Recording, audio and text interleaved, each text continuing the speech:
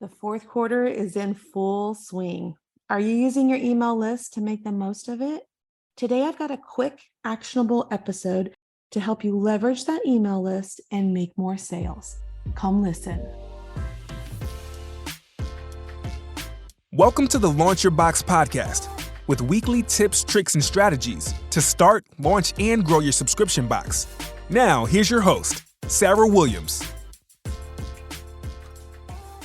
Welcome back to the Launch Your Box podcast. Man, we just flew into November like nobody's business. I am actually recording this episode on November 1st, and it feels like, where the heck did October go? I don't know what happened, but we're here.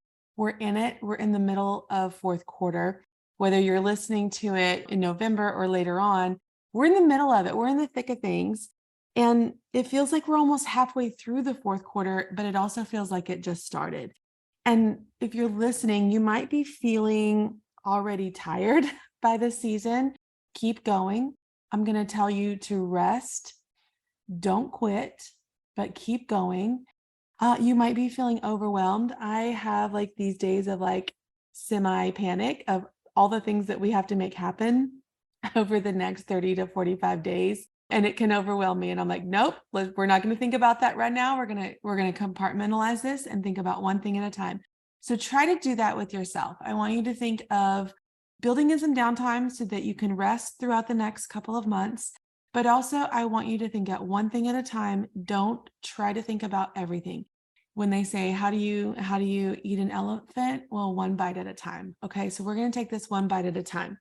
But what we're talking about today is how can you, in this moment, leverage your email marketing to make the most out of these months. We want to make the most out of these months. We don't want to look back in January and say, I had an opportunity and I wish I would have taken it because I was tired, because I was overwhelmed, because I didn't know what I was doing from day to day. I didn't take the opportunity to leverage what I have been building all year long. And so I want to talk about that today. I'm going to make it as easy as possible for you. It's not one more thing on your to-do list. It's not one more task that you have to check off every day, but it's something that's going to make sales. It's going to drive action and it's going to drive results for you. And it is not hard and it does not have to be like this heavy lifting thing for you.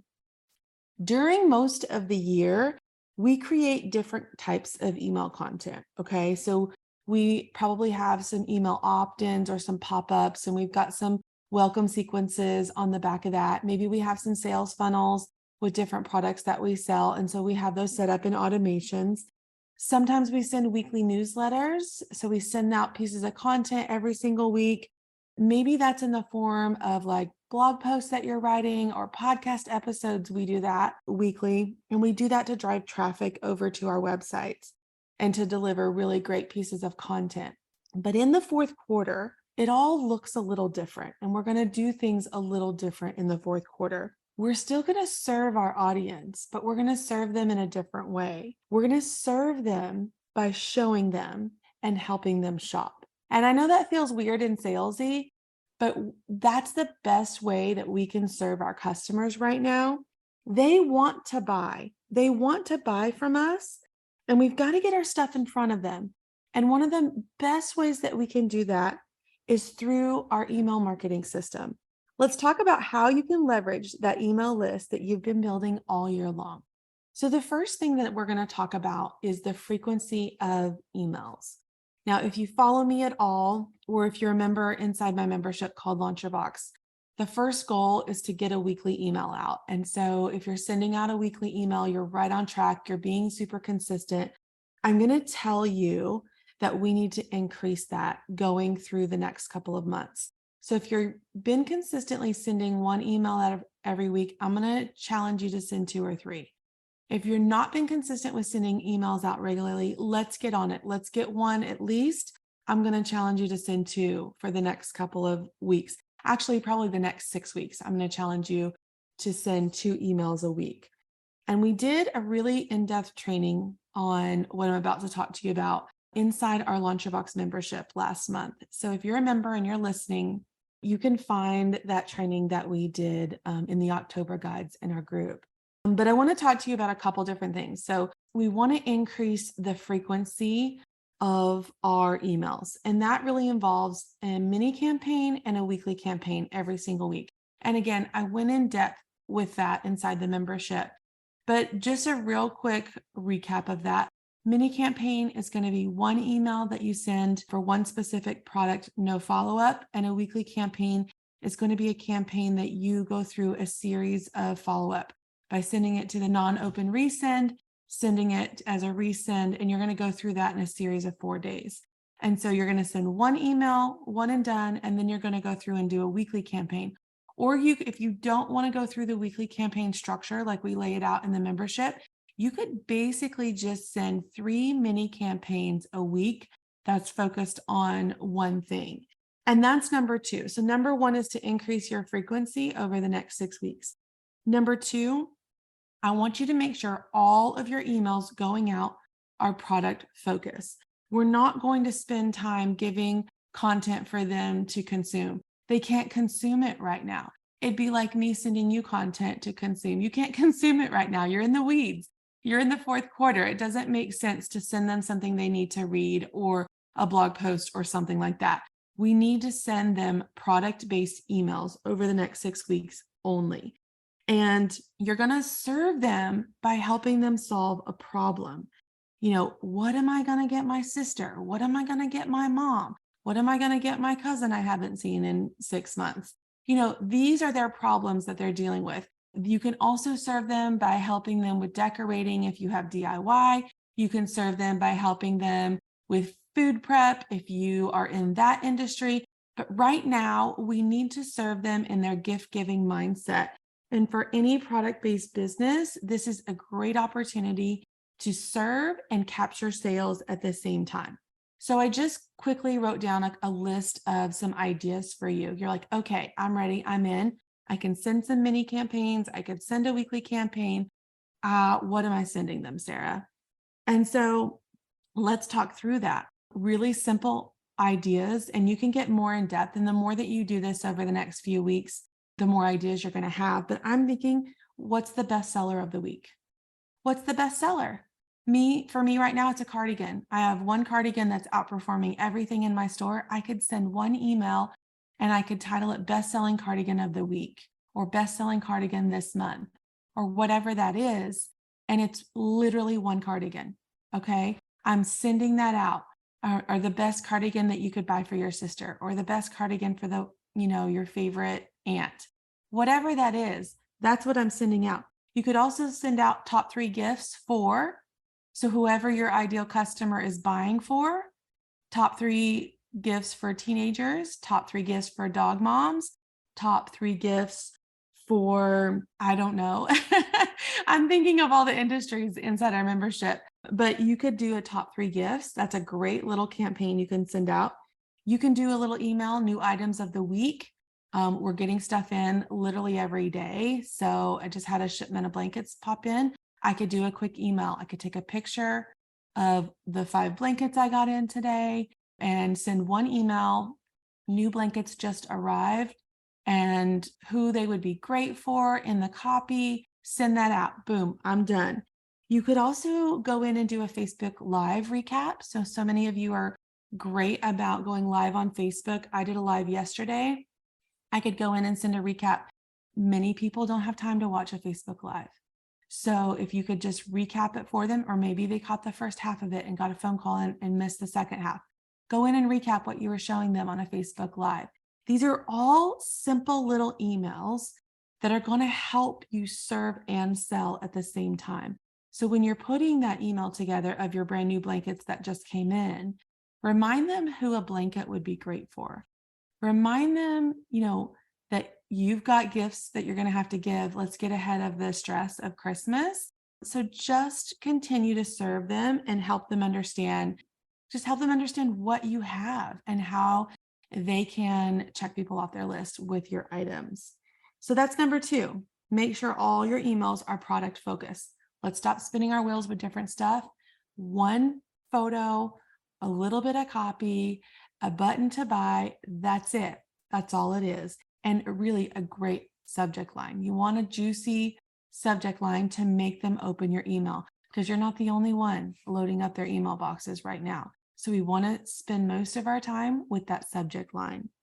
Number 3, don't give them too many options in an email. We have tested and tested and tested this over and over with our offers, with our emails, with our pages. And we know that when we give them too many offers, they get decision fatigue. They get there, they want to buy something, they don't know which one to choose. So they're like, let me think about it, and they never come back. So if we can just give them one option or one product or one thing, they don't have to make a decision. They've already made that decision when they clicked on it to buy it.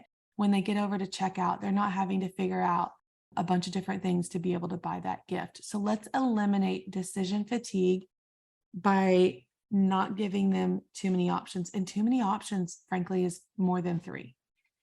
And we saw it this year when we sold our gift boxes. Typically, we give them like a color option or a price point option. This year, in effort to streamline everything we had going on, I said, nope, we're going to give them one option, period. One price, one product, one box. We're not going to give them options. And we sold out faster than we have ever sold out in all the years that I've been in business. We only gave them one option. They didn't have to make any decisions when they got over there to check out.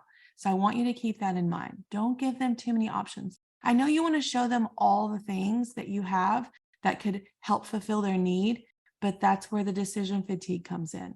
So if you just streamline it and say this one cardigan, this one set of blankets, this one thing, they won't have to make a decision upon checkout. So that's number 3. Don't give them too many options. The other thing is number 4. I want you to focus on the giftability in each of these emails, okay? So we just talked about a blanket or a cardigan. I want you to take that cardigan, fold it really nicely, and wrap a bow around it. And that's your picture. Maybe you have the picture, maybe you have 2 pictures. Maybe you have the cardigan with a t-shirt and some jeans and some accessories so it can show what it looks like.